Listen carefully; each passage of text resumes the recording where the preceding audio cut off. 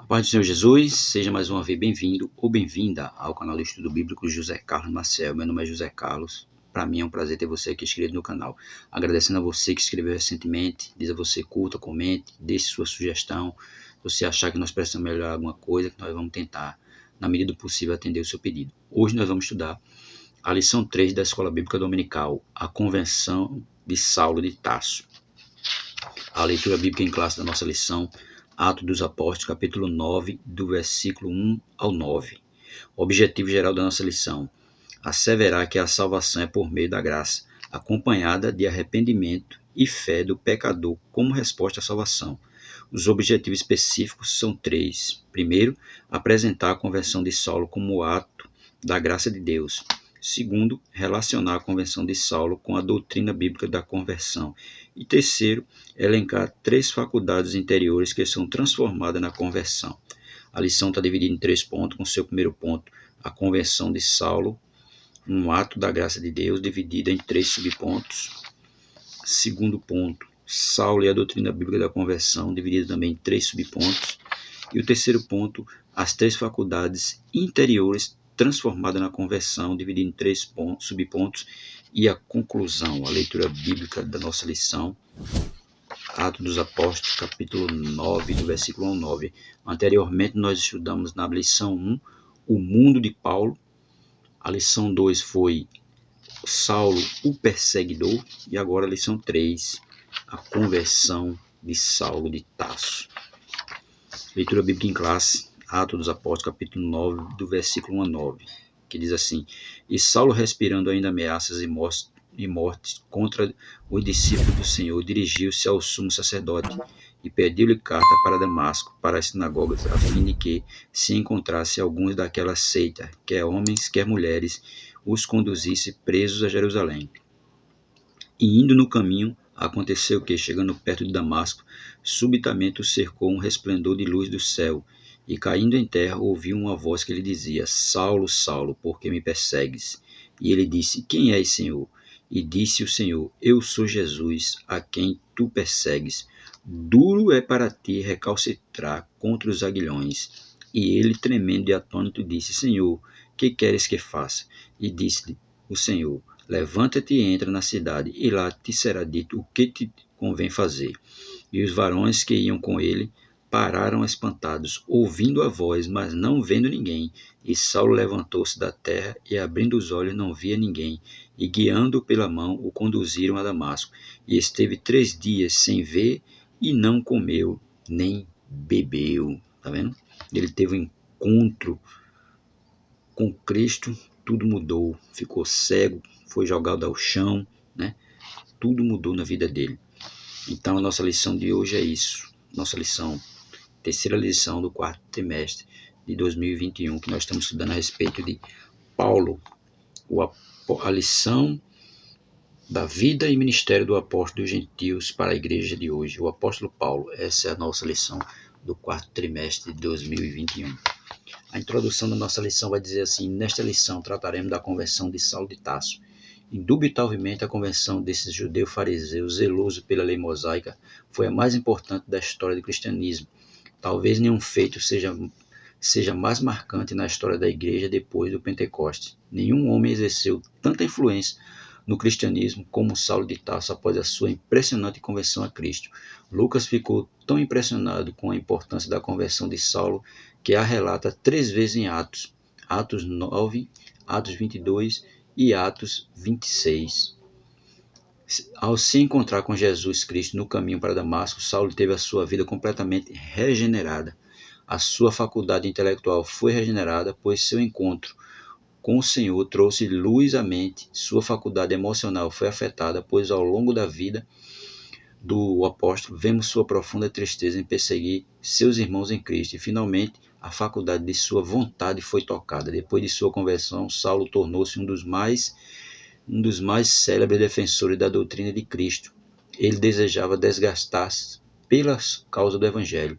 Assim, nada mais teria sentido para Paulo, senão o de pregar o Cristo ressurreto, que tanto ele perseguiu. Somente a graça soberana de Deus pode fazer isso, que neste trimestre milhares de servis duras e bloqueadas pelo pecado sejam alcançadas pela graça maravilhosa de Jesus. É claro que tem muita gente aí de serviduras ainda, que precisa ser alcançada por Cristo, mas só vai poder acontecer isso com a pregação do Evangelho, que é isso que nós devemos fazer. Primeiro ponto vai falar a conversão de Saulo, um ato da graça de Deus. Primeiro subponto, a conversão de Saulo e sua experiência sobrenatural. Em Atos capítulo 9, versículo 3, Lucas narra a impactante experiência sobrenatural de Saulo no caminho para Damasco. Surpreendido pelo resplendor do céu, mais forte que a luz do sol do meio-dia, o perseguidor da igreja caiu por terra e ficou cego. Se pelos argumentos racionais Saulo não ouvia sobre Jesus o crucificado, a luz que ofuscou seus olhos trouxe a voz do próprio Senhor, que o confrontou de uma forma impactante. Saulo, Saulo, por que me persegues? Atos 9:4. Ele não queria que ninguém falasse o nome de Jesus, ele nem queria ouvir o nome de Jesus, mas a luz, que veio sobre ele tão ofuscante, falou de Jesus. Era o próprio Jesus falando com ele. Ele não queria ouvir falar, e depois o próprio Jesus falou com ele. Aí, com sua ida para Damasco, o perseguidor tinha a intenção de acabar de vez com os seguidores de Jesus, mas foi surpreendido por uma experiência sobrenatural pela qual nunca havia passado. Claro, ele nunca havia passado por aquilo, porque era Jesus falando diretamente com ele. Ele não queria ouvir e nem queria que ninguém falasse, mas o próprio Jesus foi quem falou com ele. E foi uma experiência que ele nunca tinha passado na vida dele. Foi um encontro verdadeiro com Cristo. Aí diz, segundo seu próprio testemunho, o perseguidor viu literalmente a pessoa de Jesus, o ressurreto, que o despojou de seu ego arrogante, que ele era arrogante, pretensioso, brabo, uma fera, mas a fera, quando chegou aos pés de Cristo, se rendeu. Porque todos aqueles que se dizem ferozes, muito brabos, quando chega na presença de Cristo, a fera fica mansa, e foi o que aconteceu com ele. Nessa visão, Saulo pôde compreender quem era Jesus e sua obra redentora no Calvário. Veja, quando ele teve o verdadeiro encontro, foi que ele veio compreender quem era Jesus e a obra que Jesus tinha feito. Segundo subponto vai falar a iniciativa de Jesus para transformar a mente de Saulo. O impacto da visão resplandecente no caminho para Damasco tomou Saulo de surpresa, sob o efeito do sucesso em Jerusalém contra os seguidores de Jesus, imbuído de uma coragem irracional e bem relacionado com a casta sacerdotal, Saulo havia pedido carta branca das autoridades religiosas de Jerusalém para perseguir. É claro que ele, em Jerusalém, ele perseguiu os crentes, prendeu, matou, condenou, e ele estava todo eufórico. Aí pediu carta branca ao sacerdote, e o sacerdote deram. E ele foi com essas cartas para Damasco para prender os crentes. Aí os seguidores foi para Damasco prender os seguidores de Jesus, com o mesmo rigor em Damasco, entretanto, dada a dureza do coração de Saulo, o Senhor tomou a iniciativa de sacudir a sua estrutura física, psicológica e espiritual, agindo pessoalmente na sua direção. Porque quem agiu diretamente com ele foi quem? Foi Jesus. Não foi discípulo. Foi Jesus que agiu diretamente com ele. Por quê? Por conta da dureza dele, de como ele era, muito duro, arrogante, pretensioso, e Jesus foi diretamente falar com ele, ou tratou diretamente com ele, e sacudiu a estrutura espiritual dele. Por quê?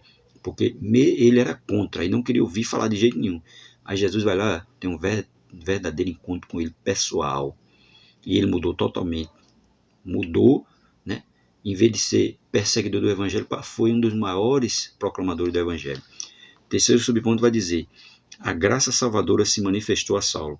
Na carta aos Efésios, capítulo 2, versículo 8, ele diz, pela graça sois salvos por meio da fé, isso não vem de vós, é dom de Deus. Na epístola a Tito, diz também, porque a graça de Deus se manifestou, trazendo salvação a todos os homens. Tito, capítulo 2, verso 11. Veja a mudança. Ele reconhecendo que pela graça que nós somos salvos. E também em Tito ele vai dizer que a graça é quem salva todos os homens, porque a graça de Deus se manifestou, trazendo salvação a todos os homens. Veja a mudança dele depois da conversão. Logo, o ponto de partida da experiência da salvação de todos os homens é a graça de Deus. Essa graça é o favor imerecido de Deus em que sua justiça é satisfeita na morte expiatória de Jesus. É claro, porque quem satisfez o preço do pecado foi a morte de Cristo. O sangue de Jesus foi derramado, foi quem pagou o preço do pecado. Então, é a graça de Deus. Jesus estava reconciliando o homem com Deus, através do seu sacrifício. Essa graça é o favor imerecido. Claro que o homem não merecia esse favor, mas Jesus fez um favor ao homem, um favor que ele não merecia nem tinha direito. Essa graça é o favor merecido, tá vendo? De Deus em sua justiça é satisfeita na morte expiatória de Jesus. Então, a justiça foi satisfeita através da morte de Cristo. Aí ele diz mais, aqui o mérito todo é de Cristo. Aos Romanos ele escreve, porque todos pecaram e destituídos estão da glória de Deus, sendo justificados gratuitamente pela sua graça, pela redenção que há em Cristo Jesus. Tá vendo? Somos reconciliados gratuitamente, né? Porque todos pecaram e destituídos estão da glória de Deus, sendo justificados gratuitamente pela sua graça, pela redenção que há em Cristo. Romanos capítulo 3, versículo 23. Ou seja, a graça é favor outorgado por Deus aos pecadores que estão debaixo de sua ira. E evidentemente a conversão de Saulo foi mais do que um convencimento intelectual sobre Jesus. Ele foi fruto da obra regeneradora do Espírito Santo em sua vida. É claro que o Espírito Santo ali agiu também na vida dele, né? Quando Cristo teve um verdadeiro encontro com ele, o Espírito Santo já foi trabalhando na vida dele, ele passou agora a pregar o Evangelho, a viver o Evangelho. E se desgastar, ele mesmo disse que ia se gastar, se deixaria gastar, se gastar e desgastar pelo Evangelho. Foi isso que ele fez. Ele foi fruto da obra regeneradora do Espírito Santo na sua vida, levando a confessar que Jesus era o Senhor e Salvador da sua vida. Veja, depois da conversão, ele veio reconhecer, através do Espírito Santo de Deus, que Jesus era o Senhor e Salvador da vida dele. Veja a transformação que houve aí quando ele teve um verdadeiro encontro com Jesus. Segundo ponto vai falar, Saulo e a doutrina bíblica da conversão. Primeiro subponto, a conversão começa no arrependimento. A palavra arrepender-se do grego bíblico é metanoia, que significa pensar de maneira diferente, sentir remorso, uma disposição interior para mudar. No Novo Testamento, arrepender-se traz a ideia de tristeza pelos próprios pecados, acompanhado de um desejo de corrigir o rumo. É a mudança na mente que induz a correção de caráter e de conduta moral. É claro, porque quando todo ser humano, quando ele está no mundo sem Jesus, ele acha que está fazendo a coisa certa. Mas quando ele tem um verdadeiro encontro com Jesus, ele vai reconhecer e entender que estava fazendo tudo errado. Aí ele vai ter agora o quê? Um remorso. Vai sentir um arrependimento por aquilo que ele tinha feito antes. Mas Deus não leva isso em conta porque ele é o tempo da ignorância dele, que ele estava sem entendimento nenhum de Jesus. Atos, capítulo 3, verso 19. Por isso que ele diz assim, é a mudança na mente que induz a correção de caráter e de conduta moral. Claro que quando ele aceita Cristo, ele vai entender que ele vai ter que mudar. A mente dele começa a mudar e vai induzir ele a ter uma correção de caráter e de conduta moral. É a contrição do coração e o desejo de mudar de atitude quanto ao comportamento na vida cotidiana. Lucas 15, 10. E isso é obra do Espírito Santo. Evangelho de João, capítulo 16, versículos 7 e 8. Portanto, a conversão é uma parte do processo de salvação do pecador. Ela assinala o início do despojamento do velho homem. Efésios 4, verso 22. Porque quando você Jesus, o velho homem tem que ser deixado de lado. Vai sendo deixado de lado e o novo homem começa a ressurgir. E aponta para o revestimento do novo homem. Efésios capítulo 4, verso 24. Né? Aceitou Cristo, o velho homem é desfeito. E o novo homem ressurge para uma nova vida em Cristo Jesus. Segundo subponto, a conversão de Saulo promoveu uma transformação pessoal. Foi o que aconteceu com Saulo, pois a luz do resplendor do céu cegou-lhe os olhos carnais e o fez ver o Cristo ressurreto, abrindo-lhes os olhos espirituais para conhecê-lo como Senhor e Salvador. É claro, porque ele ficou cego, mas na cegueira dele ele estava vendo Jesus, porque os olhos carnais estavam fechados, mas os espirituais foram abertos. Atos 9:3.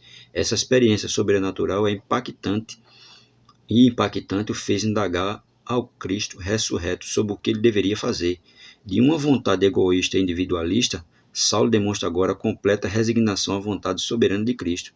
Atos 9:6, porque ele tinha uma vontade egoísta, mas agora ele vai passar uma vontade voluntária, que ele pergunta a Jesus o que ele deveria fazer. Por isso que ele está dizendo, essa experiência sobrenatural e impactante o fez indagar ao Cristo ressurreto sobre o que ele deveria fazer. De uma vontade egoísta e individualista, Saulo demonstra agora completa resignação à vontade soberana de Cristo. Ele agora estava disposto a fazer a vontade de Jesus. Antes ele não queria nem ouvir, mas agora ele se dispõe a fazer a vontade de Jesus. Atos 9:6. Terceiro subponto vai dizer, a conversão faz parte da doutrina bíblica da salvação. O choque da experiência sobrenatural, do resplendor de luz, sobre os olhos transformou a mente de Saulo, levando a reconhecer o Cristo que outrora tanto rejeitava. Agora o fazia apóstolo. 1 Coríntios capítulo 15, versículo 8 a 10. Como vimos, a verdadeira conversão é a que nasce da tristeza para com o pecado e o reconhecimento de que o homem precisa da meia volta, voltar atrás, né? Voltar atrás e voltar para Deus, porque ele estava fazendo a vontade de Deus, mas da maneira errada. Ele tinha boas intenções, mas estava fazendo da maneira errada, porque ele estava indo contra Jesus, e Jesus é o Filho de Deus. Mas quando ele teve um verdadeiro encontro, ele percebeu que estava fazendo a coisa errada e teve que voltar. É uma mudança que tem raiz na obra regeneradora do Espírito Santo efetuada na vida do pecador. Como obra de Deus, a conversão é uma manifestação externa da regeneração operada pelo Espírito no interior do homem, que implica mudança de pensamento, vontade e ação. É claro, muda o pensamento do homem. O pensamento de Saulo mudou a respeito de Cristo. Mudou o pensamento, mudou as ações, mudou as atitudes, tudo ele mudou. Porque ele não queria ouvir, mas ele passou a ouvir, passou a pregar, passou a testificar que Jesus era o Filho de Deus. Tudo houve uma mudança na vida dele, né? Tudo mudou. Mudança de pensamento, mudança de ação, vontade, uma mudança que altera todo o curso da vida do pecador. Claro que quando ele reconheceu quem era Jesus, mudou totalmente a vida dele. Toda a vida dele foi mudada, não ficou mais da mesma forma. Efésios capítulo 4, versículo 25 ao 30. De todo aquele que vive no mundo sem fazer a vontade de Deus, quando ele tem um verdadeiro encontro com Cristo, a vida dele é mudada totalmente. E muda para melhor, né? Porque ele estava vendo de forma contrária. Mas quando ele aceita Cristo, vai andar pelo caminho, o caminho do céu. E tudo muda e muda para melhor. É o ato divino pelo qual Deus faz com que o pecador volte para ele em arrependimento e fé. Portanto, uma verdadeira conversão revela uma poderosa transformação na vida do convertido, é claro, porque ele vivia de forma diferente, sem agradar a Deus. Mas como ele agora aceita Jesus e começa a fazer a vontade de Jesus, então a vida dele muda. E muda totalmente. E muda de uma forma total, uma transformação na vida. É uma transformação na vida do novo convertido, porque muda para melhor. Terceiro ponto vai falar as 3 faculdades interiores transformadas na conversão. Primeiro, faculdade intelectual. Nesse campo da alma, o homem muda o seu modo de pensar e reconhece sua condição de pecador. É claro, porque todos nós somos pecadores. Mas quando o pecador está no mundo, ele acha que ele está fazendo a coisa certa, feito Saulo achava. E quando tem um verdadeiro encontro com Cristo, vai reconhecer que realmente era pecador. Era pecador e precisa de Jesus, precisa de se converter. A Bíblia chama isso de conhecimento do pecado, conforme Romanos 3, verso 20.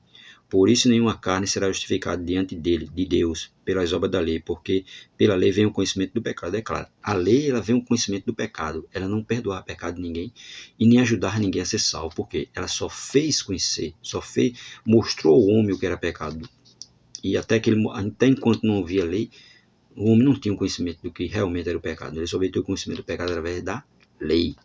Então, ela não podia regenerar nem salvar ninguém. Só quem regenera e salva é Jesus. A faculdade das emoções. Nesse campo da alma, o pecador experimenta uma mudança de sentimento na vida interior, onde se manifesta a tristeza pelo pecado contra Deus, santo e justo. Né? Porque quando a pessoa aceita Jesus, que ele começa a se lembrar das coisas que ele fazia lá atrás, ele começa a ficar até com vergonha, ficar com nojo, e não quer nem ouvir falar do que ele fazia lá atrás, porque ele sente tristeza de ter feito aquilo. Mas isso aí é uma coisa que acontece com todos aqueles que ainda não aceitaram a Cristo, né? Fica com esse sentimento. Em 1 Coríntios capítulo 7, verso 10 está escrito: porque a tristeza segundo Deus opera arrependimento para a salvação, da qual ninguém se arrepende, mas a tristeza do mundo opera morte.